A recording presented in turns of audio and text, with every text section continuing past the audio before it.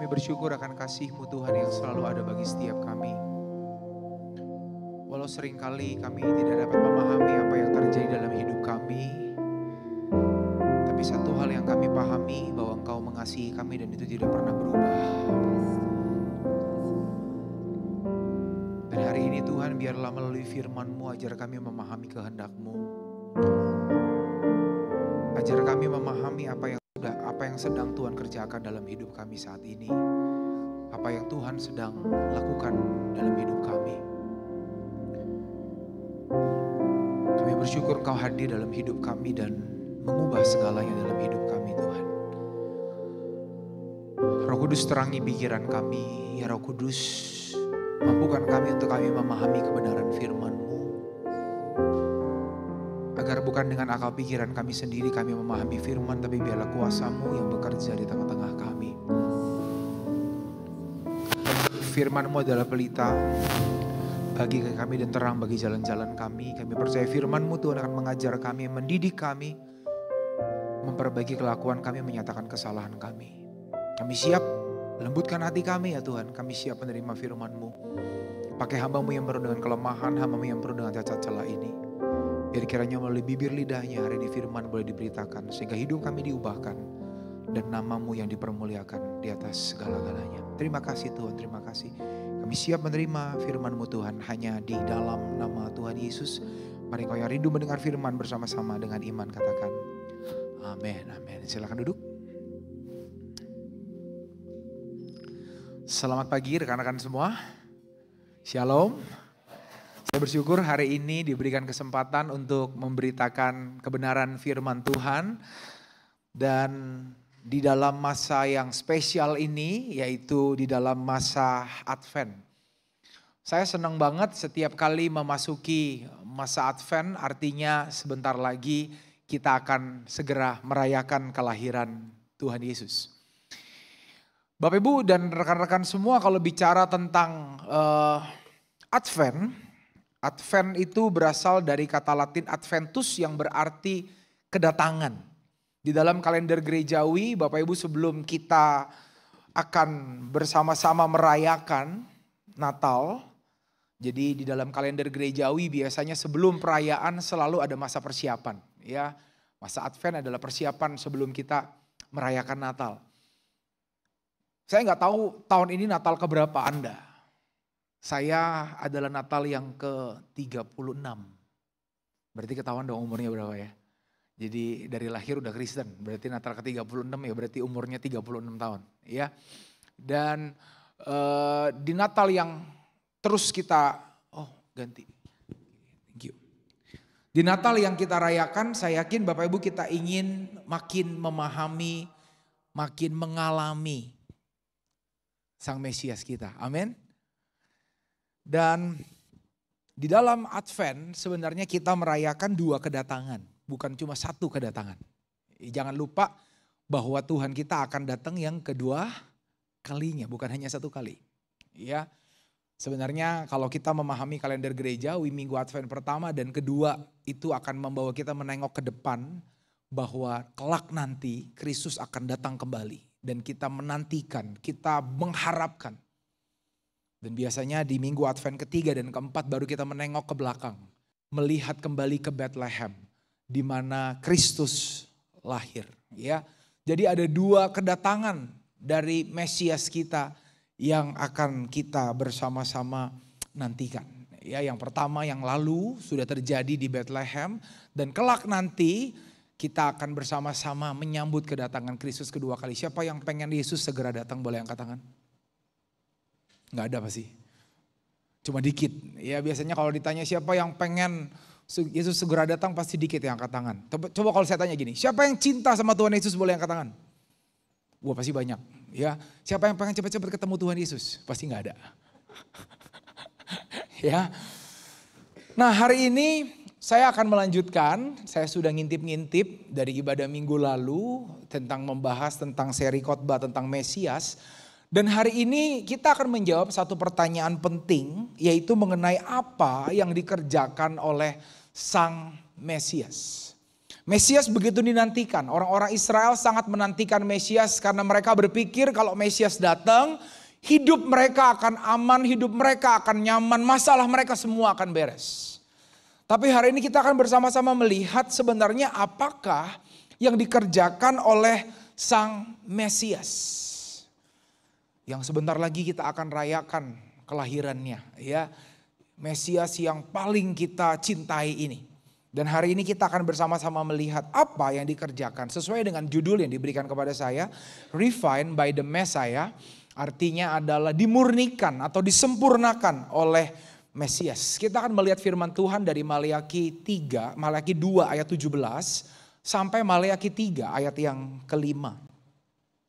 Saya ingin mengajak kita membaca Alkitab kita dari Maleakhi 2 ayat 17 sampai Maleakhi 3 ayat yang kelima. Ya, kalau mau buka di Alkitab paling gampang bukanya Injil Matius, balik 2 halaman. Lalu Anda sampai di Maleakhi pasal yang kedua. Ya. Alkitab terjemahan baru yang kedua memberikan perikop ini, diberikan judul Tuhan datang untuk menghukum. Sebelum kita akan membaca ini, saya akan sedikit memberikan latar belakang dari kitab Maleakhi, ya. Saya yakin lifter semua pasti jarang membaca kitab Maleakhi. Salah satu kitab yang mungkin jarang biasanya kita buka kalau mau perpuluhan.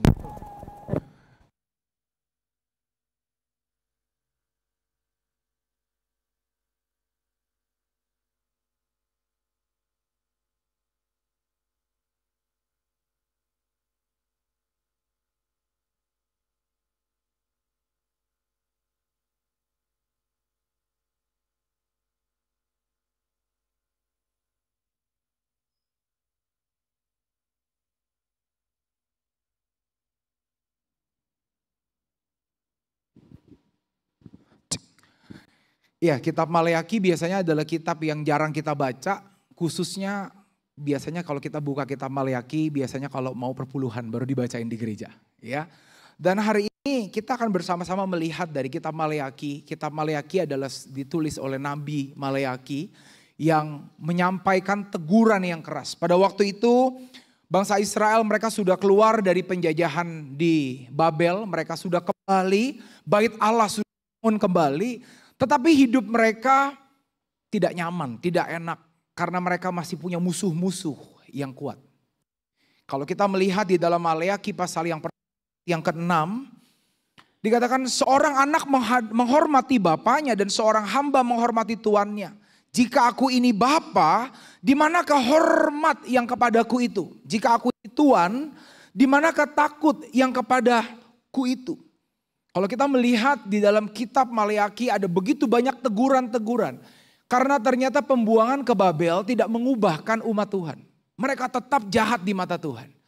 Mereka tetap dosa di hadapan Tuhan. Sampai di dalam ayat yang ke-6 di pasal yang pertama ini kita melihat teguran yang sangat keras. Kalau kamu nganggap aku bapa, di mana hormatmu terhadap bapa? Kalau kamu menganggap aku tuan, di mana takutmu? Ternyata umat Tuhan kurang ajar sama Tuhan. Ada banyak kekurang ajaran yang mereka lakukan. Ibadah mereka bukanlah ibadah yang sempurna. Ibadah mereka banyak sekali cacat. Mereka mempersembahkan korban-korban yang tidak pantas dipersembahkan kepada Tuhan. Saya juga kadang-kadang berpikir, Bapak Ibu zaman sekarang, apa jangan-jangan kita pun mirip-mirip dengan mereka. Ketika Anda datang ke tempat persembahkan buat Tuhan. Apakah Anda mempersembahkan yang terbaik buat Tuhan? Tuhan layak mendapat yang terbaik dari kita. Dan pada waktu itu ibadah umat Tuhan jauh. Maleakhi 3 salah satu bagian yang terkenal dikatakan bawalah seluruh persembahan persepuluhan. Mereka kasih perpuluhan tapi gak seluruh. Kurang. Jadi tidak ada hormat kepada Tuhan, mereka tidak takut kepada Tuhan. Lalu di Maleakhi pasal yang kedua dikatakan kamu menyusahi Tuhan dengan perkataanmu. Tetapi kamu berkata dengan cara bagaimanakah kami menyusahi dia. Kalau Anda melihat nanti di dalam kitab Maleakhi beberapa kali teguran Tuhan Dan umat Tuhan selalu menjawab dengan bagaimana cara kami menyusahi engkau. Tuhan, engkau mengatakan aku tidak menghormati engkau. Bagaimana caranya kami tidak menghormati engkau? Mereka pikir mereka hormat kepada Tuhan. Mereka pikir mereka sudah cukup baik sama Tuhan. Tapi ternyata masih jauh dari yang Tuhan harapkan. Mereka menyusahi Tuhan dengan perkataan-perkataan mereka. Kata menyusahi di sini lebih tepat diterjemahkan sebenarnya Tuhan itu seakan-akan bosan, muak dengan perkataan-perkataan mereka. Apa yang mereka katakan? Dengan cara kamu menyangka setiap orang yang berbuat jahat adalah baik di mata Tuhan. Kepada orang-orang yang demikianlah ia berkenan. Atau jika tidak, di manakah Allah yang menghukum? Ternyata pada waktu itu mereka melihat orang-orang fasik kok hidupnya enak. Orang-orang fasik, musuh-musuh mereka yang jahat itu hidupnya enak. Jadi mereka setiap orang yang berbuat jahat itu adalah baik di mata Tuhan. Jadi seakan-akan Tuhan kok baik ya sama orang-orang yang jahat. Tuhan kok baik ya sama orang-orang yang hidupnya penuh dengan dosa. Mungkin kita juga seringkali bisa merasa demikian. Ya, ketika kita melihat kok orang jahat, korupsi tapi hidupnya nyaman. Kok orang penuh dengan dosa tapi hidupnya makin naik dan makin naik. Ya, seringkali mudah bagi kita untuk menyalahkan Tuhan ketika yang terjadi dalam hidup kita tidak sesuai dengan harapan. Hidup mereka tetap susah, hidup mereka tetap penuh dengan tantangan. Dan seringkali kita mudah banget untuk menyalahkan Tuhan. Apalagi orang Kristen hidupnya seringkali kan apa-apa dikaitin sama Tuhan. Ya, kita sakit langsung tanya, Tuhan kenapa Tuhan memberikan sakit penyakit? Kita miskin, kita bangkrut, semua diasosiasikan dengan Tuhan. Seakan-akan Tuhanlah yang membuat semua itu terjadi dalam hidup kita. Mudah bagi kita untuk menyalahkan Tuhan. Tetapi ayat yang akan kita baca selanjutnya di pasal yang ketiga, di tengah kebobrokan umatnya, ternyata Allah tetap menunjukkan kabar baiknya. Walaupun kalau Anda membaca kitab ini adalah sebuah teguran yang keras. Ini adalah sebuah teguran yang gak nyaman. Kalau kita membaca sampai kitab Maleakhi, kita tahu sudah berbabak-babak umat Tuhan itu menyakiti hati Tuhan. Sudah berkali-kali umat Tuhan itu mengecewakan Tuhan. Tetapi bersyukur kepada umatnya yang bobrok itu. Tuhan tetap menyatakan kabar baik. Di dalam Maleakhi 3 ayat yang pertama dikatakan, lihat aku menyuruh utusanku supaya ia mempersiapkan jalan di hadapanku. Dengan mendadak Tuhan yang kamu cari itu akan masuk ke baitnya. Malaikat perjanjian yang kamu kehendaki itu sesungguhnya ia datang, firman Tuhan semesta alam. Terlepas dari apa yang telah dilakukan oleh umat Tuhan, mereka beribadah dengan kurang ajar kepada Tuhan. Mereka salah mengerti Tuhan, mereka menyalah-nyalahkan Tuhan. Tetapi Tuhan tetap menyatakan kabar baik bagi umatnya. Bapak Ibu, itulah Natal. Itulah Natal. Bagi kita yang bobrok, Tuhan tetap mau datang ke dunia ini. Bagi kita yang berdosa, Tuhan tetap mau mengambil rupa sebagai seorang bayi yang lemah. Di dalam ayat yang ke-6 kita lompat sedikit. Dikatakan bahwasanya aku Tuhan tidak berubah dan kamu Bani Yakub tidak akan lenyap. Itu janjinya Tuhan. Kenapa Tuhan masih menyatakan kabar baiknya? Bukan karena kita baik. Kenapa Tuhan masih menyatakan kabar baiknya kepada umatnya? Itu bukan karena umatnya bisa menyenangkan Tuhan. Umat Tuhan jauh dari menyenangkan Tuhan. Tetapi itu semua, kabar baik itu semua tetap diberitakan. Karena Tuhan kita tidak berubah. Dan janjinya, iya dan amin, digenapi. Bahwa hai kamu Bani Yakub, kamu tidak akan lenyap. Lalu dikatakan siapakah yang dapat tahan akan hari kedatangannya. Dan siapakah yang dapat tetap berdiri apabila ia menampakkan diri. Sebab ia seperti api tukang pemurni logam. Dan seperti sabun tukang penatu. Kalau kita melihat di ayat yang pertama dijanjikan bahwa Tuhan akan mengutus utusannya. Utusan yang dimaksud di sini ini mengarah kepada Yohanes Pembaptis yang akan mempersiapkan jalan bagi kedatangan Sang Mesias. Lalu dikatakan dengan mendadak, kalau Anda melihat di dalam Alkitab terjemahan baru yang kedua, dengan tiba-tiba Tuhan yang kamu cari itu akan masuk ke baitnya. Nah, di sini mengarah kepada Sang Mesias. Bahwa Sang Mesias itu kelak akan datang dengan tiba-tiba, dengan mendadak. Malaikat perjanjian, Tuhan yang kau nanti-nantikan itu, sesungguhnya ia akan datang. Di dalam bagian ini dikatakan bahwa Mesias akan datang. Walaupun umat Tuhan berdosa, walaupun umat Tuhan menyakiti hati Tuhan berkali-kali, tetapi janji Tuhan tetap digenapi, Sang Mesias tetap akan datang. Tapi dikatakan, siapa yang dapat tahan pada hari kedatangannya? Siapa yang dapat tetap berdiri apabila ia menampakkan diri? Biasanya kalau kita memikirkan Mesias, oh Mesias akan datang memberikan kemenangan. Mesias akan datang memberikan kebebasan. Seakan-akan Mesias ini seperti Santa Claus. Yang dinanti-nantikan setiap Natal yang akan memberikan kepada kita kado yang luar biasa. Tetapi di dalam bagian ini dikatakan siapa yang dapat akan tahan dengan hari kedatangannya.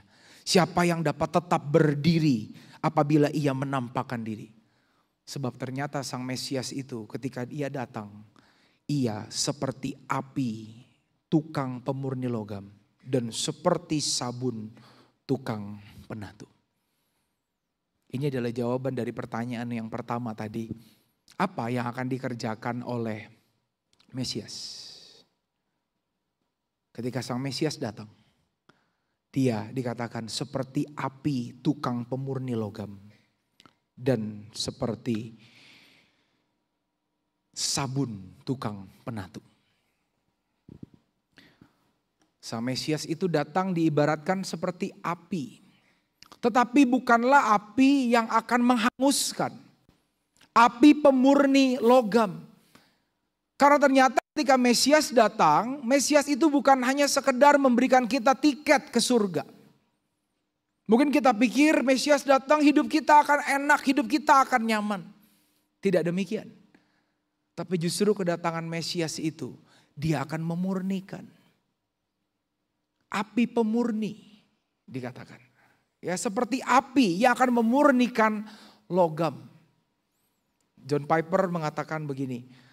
Api pemurni itu memang tidak akan menghancurkan hutan dengan tidak pandang bulu seperti api yang ada di hutan. Kalau api sudah membakar hutan, maka semua akan dihanguskan.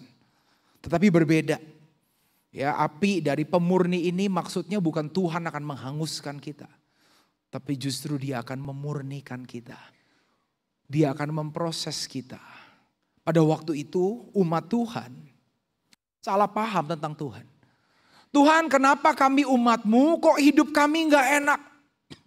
Kok justru orang-orang fasik hidupnya enak? Mereka gemuk-gemuk, mereka bisa menikmati. Tetapi kami umat Tuhan hidup di bawah tekanan. Karena Tuhan ingin memberitahu kepada mereka bahwa kalau Anda umat Tuhan, kalau kita semua bertemu dengan Sang Mesias, yang akan dilakukan oleh Mesias bukan hanya sekedar menyelamatkan kita. Mesias bukan hanya sekedar memberikan keselamatan yang indah bagi setiap kita. Tetapi Sang Mesias itu juga akan memproses hidup kita. Dia ingin memurnikan setiap kita. Jadi rekan-rekan, bagi setiap kita yang mengalami Sang Mesias, yang diselamatkan oleh Sang Mesias, selanjutnya Mesias akan memurnikan setiap kita. Dikatakan api pemurni logam. Makanya kalau Anda melihat orang fasik hidupnya itu nyaman, hidupnya itu enak, kita gak perlu iri. Karena mereka tidak dimurnikan oleh Tuhan.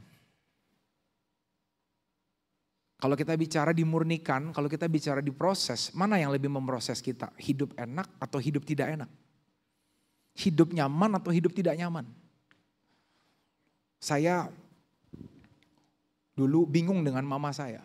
Ya, jadi waktu saya SMP waktu itu mama saya pernah ngomong sama kami. Mama hidupnya kurang greget katanya gitu. Kenapa Ma? Hidup kita terlalu enak. Mama saya ngomong begitu, hidup kita terlalu enak, hidup kita terlalu nyaman. Mama saya adalah orang yang dekat sama Tuhan. Ya, lalu pada waktu itu mama saya berdoa minta diproses sama Tuhan katanya. Saya juga bingung ya, jarang ada orang doa minta diproses sama Tuhan, betul gak? Pernah gak Anda berdoa, Tuhan tolong proses saya? Biasanya kita kalau doa kan Tuhan berkati saya. Ya kita pengen doa yang enak. Lalu Bapak Ibu satu kali waktu itu kami ibadah di satu gereja. Dan waktu itu yang khotbah adalah Insinyur Niko. Dan mama saya itu karena dia ingin banget mengalami Tuhan dalam hidupnya. Waktu itu abis Insinyur Niko khotbah, satu-satunya orang yang berani maju ke depan nyamperin Insinyur Niko. Untuk minta didoakan pribadi. Lalu waktu itu, waktu sampai di depan Insinyur Niko, saya temenin mama saya. Mama saya tuh langsung nangis segugukan. Saya juga bingung karena kan hidupnya enak, kenapa dia nangis hari itu ya. Entah kenapa mama saya nangis segugukan dan Insinyur Niko bilang begini. Bu, ibu gak usah cerita apa-apa. Saya doakan ibu ya, Tuhan ingin tunjukkan kemuliaannya buat ibu dan keluarga. Udah didoakan, saya dengar kalimat itu. Ya udah kita juga gak ngerti, kita gak paham maksudnya apa Bapak Ibu. Ternyata apa yang terjadi, 1 minggu setelah itu papa saya meninggal mendadak.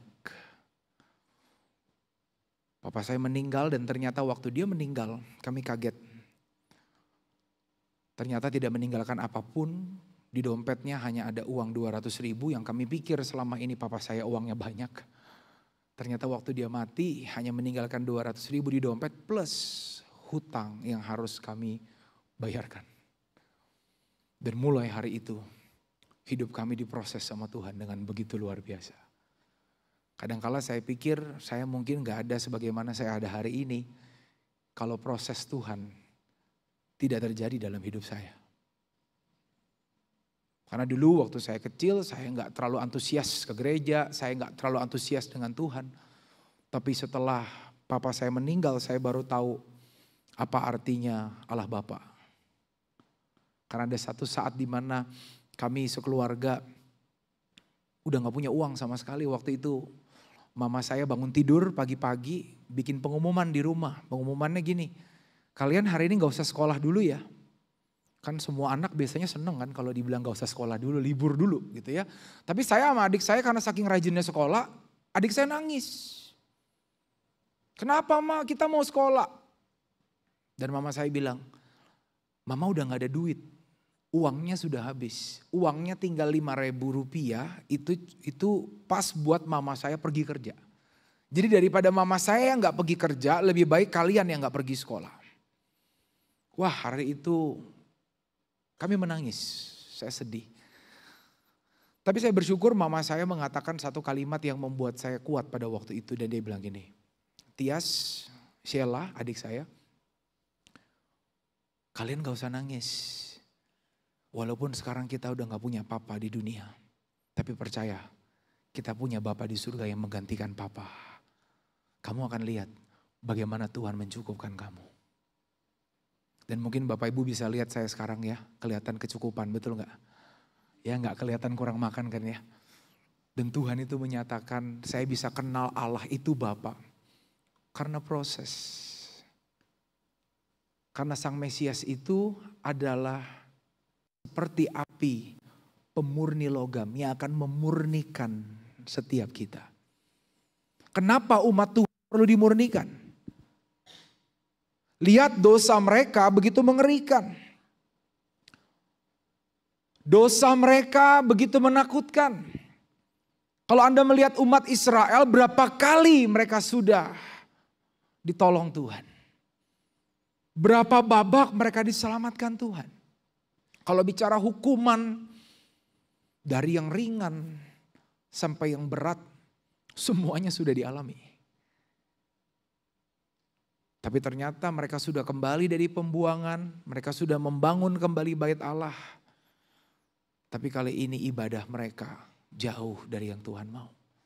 Mereka mempersembahkan korban-korban yang buta kepada Tuhan. Mereka memberikan setengah dari persepuluhan mereka. Dan itu membuat Tuhan murka. Tetapi bersyukur Tuhan tidak melenyapkan umatnya. Saya kadang-kadang berpikir, ngapain ya Tuhan selamatin kita. Padahal kalau Tuhan mau bikin macam saya 1000 lagi juga bisa, betul gak?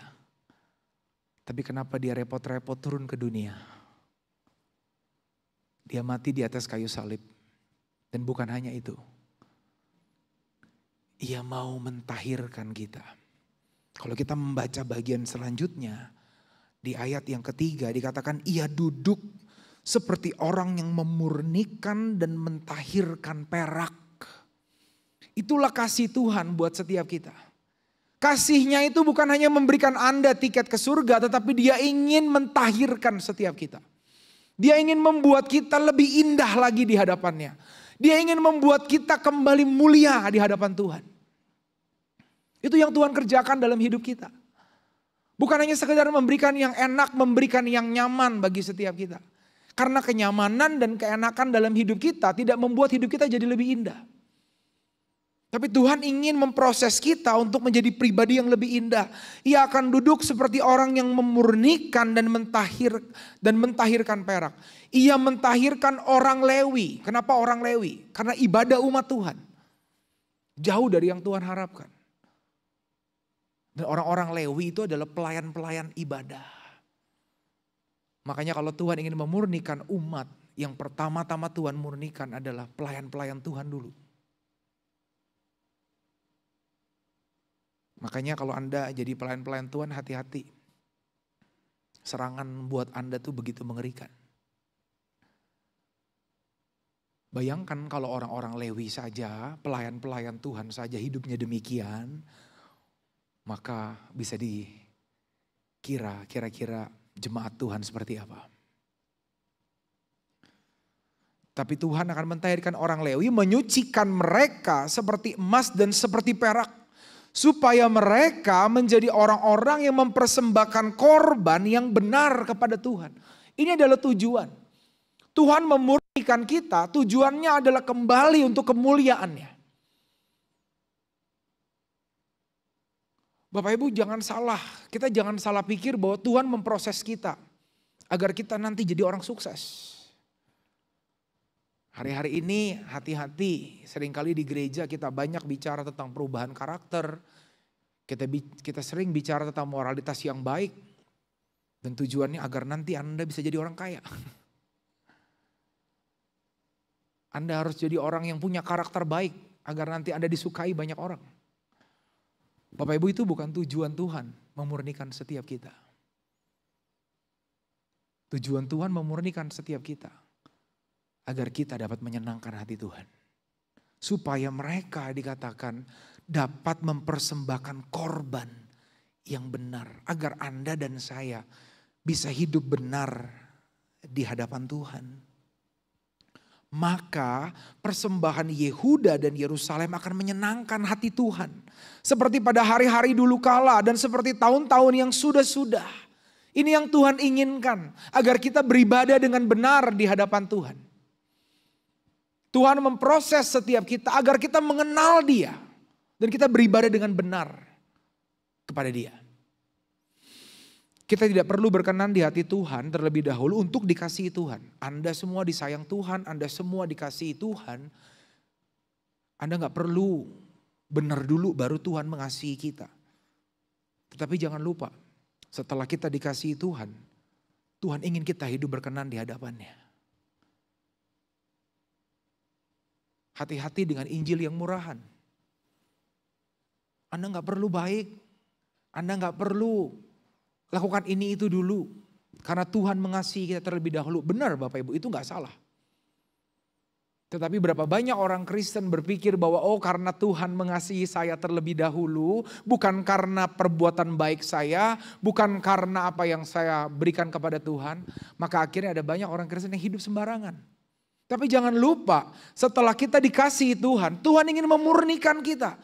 Kenapa? Tuhan ingin hidup kita berkenan di hadapannya. Tuhan ingin hidup kita menyenangkan Dia.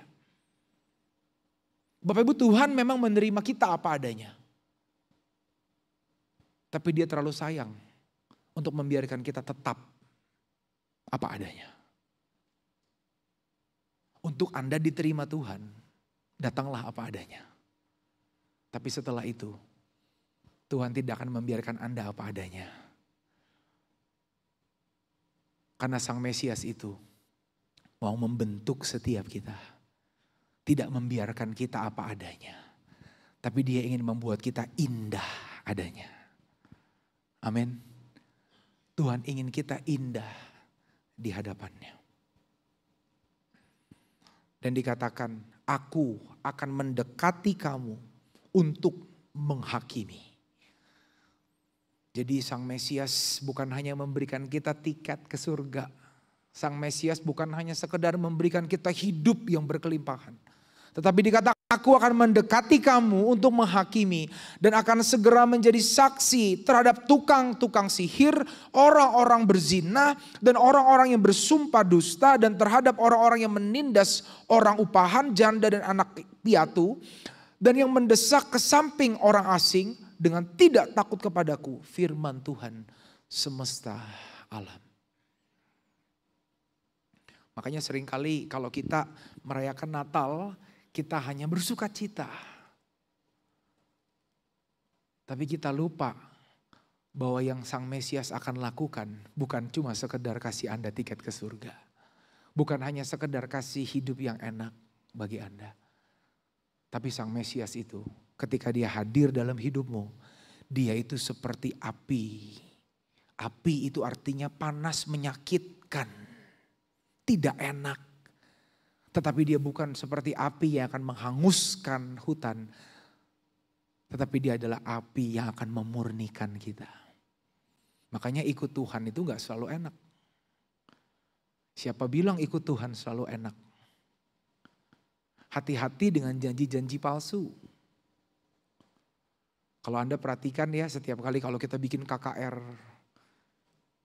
seringkali kita suka memperkenalkan Yesus yang sekedar, oh kalau ikut Yesus hidupmu akan nyaman. Kalau ikut Yesus hidupmu akan enak. Hati-hati, kadang-kadang saya pikir gereja kadang-kadang memberikan janji yang tidak dijanjikan sama Tuhan. Kalau Anda perhatikan panggilan mengikut Yesus. Yesus sendiri gak pernah bilang kalau kamu hidup, kalau kamu hidup ikut aku, hidupmu akan enak. Yesus gak pernah ngomong gitu. Tetapi yang Yesus katakan apa? Kalau engkau mau mengikut aku, engkau harus menyangkal dirimu. Dan engkau harus memikul salib. Kalau engkau mau ikut aku, engkau harus siap menderita seperti aku. Kalau Anda jadi orang Kristen, hidupmu enak-enak aja. Hidupmu nyaman-nyaman aja. Mungkin jangan-jangan Anda belum mengalami perjumpaan pribadi dengan api pemurni logam ini. Saya rindu kebenaran hari ini membuat Anda yang mungkin sedang berbeban berat. Mungkin ada di antara Anda yang datang ke tempat ini sedang bergumul. Anda sedang bingung dengan jawaban dari pergumulan yang sedang Anda hadapi. Saya rindu ini boleh menghibur Anda. Bahwa semua pergumulan yang sedang Anda hadapi. Karena Tuhan sedang memurnikan setiap kita. Karena Dia ingin bikin kita menjadi pribadi yang lebih indah lagi di hadapannya. Tuhan ingin membuang kotoran-kotoran yang ada dalam hidup kita. Agar kita menjadi pribadi yang menyenangkan hati Tuhan. Kalau kita melihat di ayat yang kelima ini dikatakan, aku mendekati kamu untuk menghakimi. Jangan pikir bahwa Mesias itu tidak serius dengan dosa-dosa kita.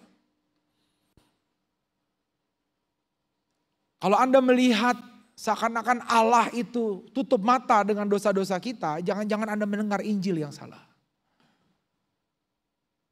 Karena Injil yang sejati selalu mengatakan Allah serius dengan dosa-dosa kita.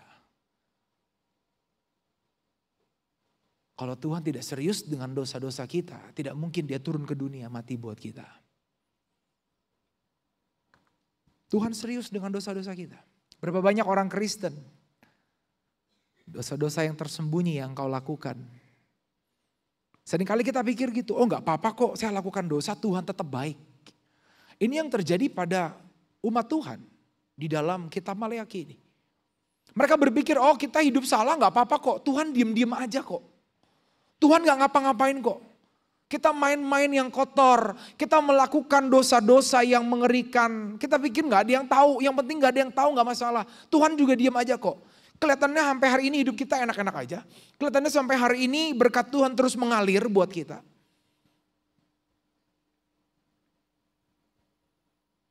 Tetapi jangan lupa bahwa Tuhan kita serius dengan dosa-dosa kita. Dosa-dosa yang tak terlihat itu dilihat oleh Tuhan. Dan Tuhan tahu satu persatu. Bahkan disebutkan, perhatikan, aku mendekati kamu untuk menghakimi dan akan segera menjadi saksi.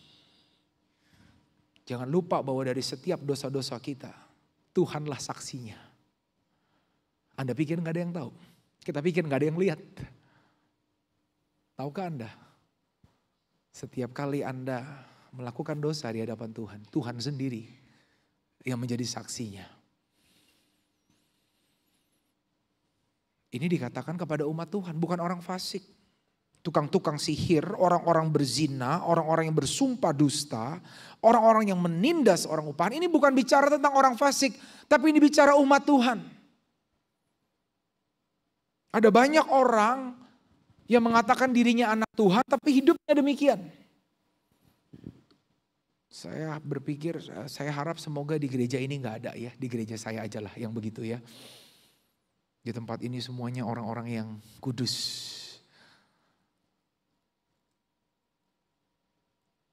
Seberapapun jago kita menyembunyikan dosa-dosa kita, jangan lupa Tuhan serius dengan dosa-dosa kita. Bapak Ibu, sebenarnya kita pun sekarang masih menantikan kedatangan Mesias. Karena karya dari Mesias itu belum tuntas, belum selesai. Ketika kita percaya, kita dibenarkan, sekarang kita masuk di dalam proses pengudusan. Inilah pemurnian yang Tuhan sedang kerjakan. Bapak Ibu, kalau Anda ditanya setelah jadi orang Kristen kita mau ngapain, Bapak Ibu, yang Tuhan sedang kerjakan, kalau Anda tanya kepada Tuhan, Tuhan apa yang sedang kau lakukan buat hidupku? Yang Tuhan sedang lakukan sekarang adalah menguduskan kita, memurnikan kita. Tuhan ingin kita menjadi pribadi yang lebih indah. Dan di dalam masa-masa ini, kita pun sekarang masih menantikan kedatangan Mesias kita. Karena Kristus akan datang kembali. Di dalam masa Advent ini, saya ingin mengajak kita kembali merenungkan hal ini. Kalau Kristus datang kembali, siapkah kita? Kalau Kristus datang kembali, siapkah Anda dan saya? Apakah kita seperti gadis-gadis bijaksana?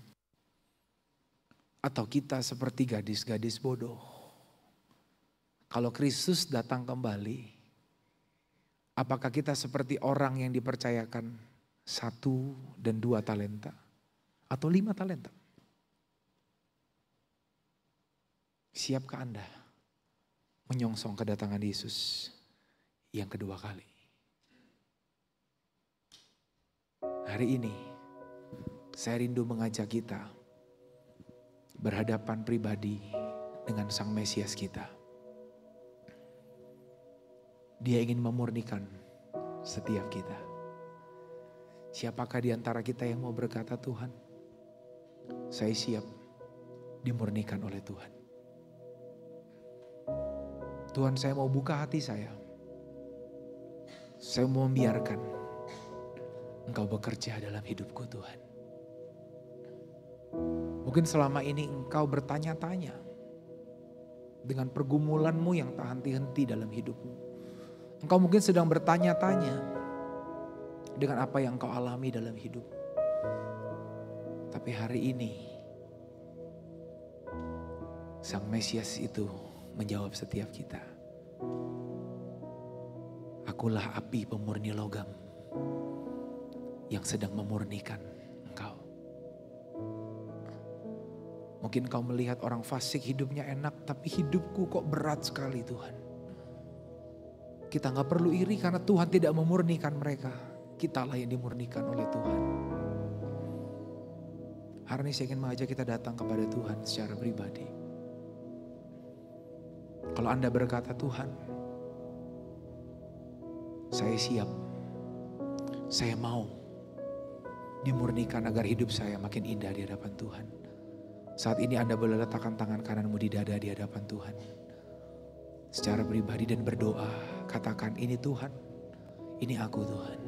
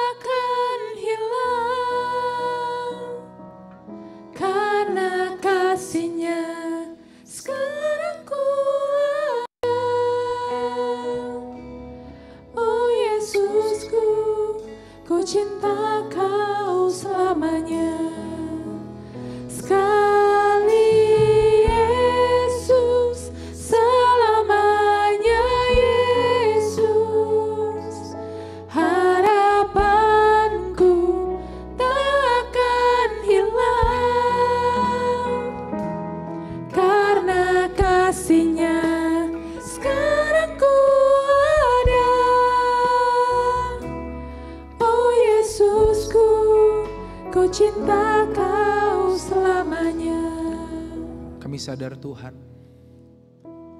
bahwa kasih-Mu tidak selalu memanjakan kami, kasih-Mu tidak selalu memberikan apa yang kami mau, kasih-Mu tidak selalu membuat hidup kami enak. Tetapi karena kami tahu karena kasih-Mu Tuhan, Engkau mau repot dengan hidup kami. Engkau harus duduk mentahirkan kami. Engkau harus duduk Tuhan untuk memurnikan kami. Terima kasih karena Engkau selalu sabar dengan proses yang kami alami. Karena kami sering kali Tuhan jatuh di lubang yang sama. Tapi kami bersyukur Engkau tidak pernah berubah. Dan kami tidak akan lenyap. Kami tahu Tuhan, memurnikan kami adalah hal yang merepotkan-Mu Tuhan. Tapi kami bersyukur Engkau tetap mau memurnikan kami. Bisa saja Engkau membuang kami Tuhan. Tetapi kami bersyukur Engkau hadir dalam hidup kami. Engkau sabar dengan kami. Dan mau mengubah setiap kami. Ini kami Tuhan. Hamba-Mu berdoa bagi rekan-rekan yang meletakkan tangan mereka di dada saat ini. Mereka yang dengan sukarela mau Tuhan diproses oleh Tuhan. Hamba-Mu berdoa biar kiranya Tuhan, tangan kasih-Mu dinyatakan dalam hidup mereka. Kami percaya Tuhan, hidup kami akan diproses lebih indah dan lebih indah lagi di hadapan Tuhan. Semakin hari semakin indah. Kami rindu Tuhan, agar hidup kami lebih-lebih lagi memuliakan dan menyenangkan Tuhan. Terima kasih Bapa. Hamba-Mu sudah berhenti berbicara, tapi biarlah firman yang diberitakan boleh berakar dengan dalam, bertumbuh dan berbuah. Sehingga hidup kami menjadi hidup yang menyenangkan dan memuliakan Tuhan. Haleluya.